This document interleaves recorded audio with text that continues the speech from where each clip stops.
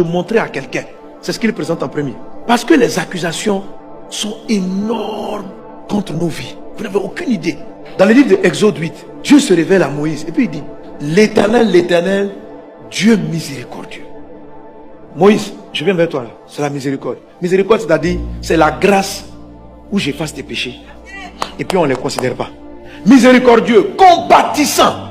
La compassion, c'est l'empathie. C'est-à-dire, je me mets à ta place, ta souffrance. Je vois ça, je porte ça. Je suis un Dieu compatissant. Lent à la colère, riche en bonté, qui conserve son amour jusqu'à 1000 générations, qui pardonne l'iniquité, la rébellion et le péché, mais qui ne tient pas le coupable pour innocent. Il faut savoir que la miséricorde ne t'innocente pas. La miséricorde reconnaît la faute, mais seulement la miséricorde va faire tomber ça sur Jésus. Il y en a qui croient que comme Dieu a dit, il vole, et puis ça, ta grâce me suffit, et puis il vole.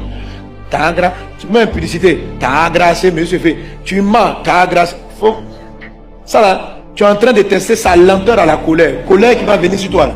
Tu vas comprendre. Amen. Il n'a pas dit, il ne s'efface jamais. Il dit, ça arrive lentement. Sinon, ça arrive.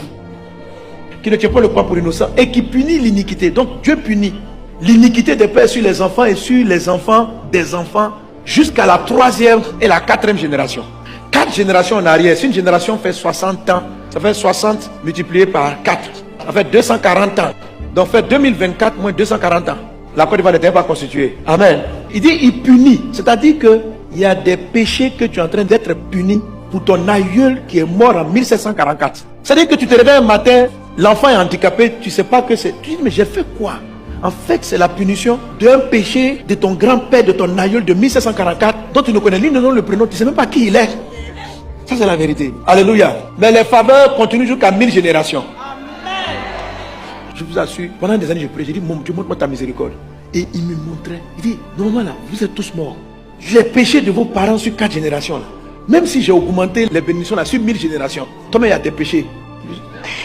C'est compliqué. Il faut prendre la miséricorde de Dieu. La première grâce, recevez la grâce de la miséricorde.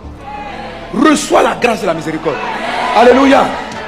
Je priais pour un fils. Et je sentais toujours quand je prie, sa santé est réclamée. Et je sens que je lutte spirituellement pour le faire sortir de la mort. Et pendant que je priais, je dis, mais Seigneur, pourquoi cet homme qui t'aime, je ne sais pas, Satan le réclame tout le temps. Et puis c'est là maintenant Dieu me dit, il dit, dis-lui que je pardonne, donne-lui le pardon, la grâce du pardon sur un péché de son père. Et je vois dans une vision, quelqu'un qui a un véhicule et qui cogne une personne et qui continue. La mort brusque qui frappe ses frères, dans la famille, beaucoup de gens sont morts. Et la mort brusque qui les agite là, ça vient de ces crimes, c'est une réclamation. Là. Les gens qui ont pleuré ce jour, ils ont réclamé justice. Vous savez,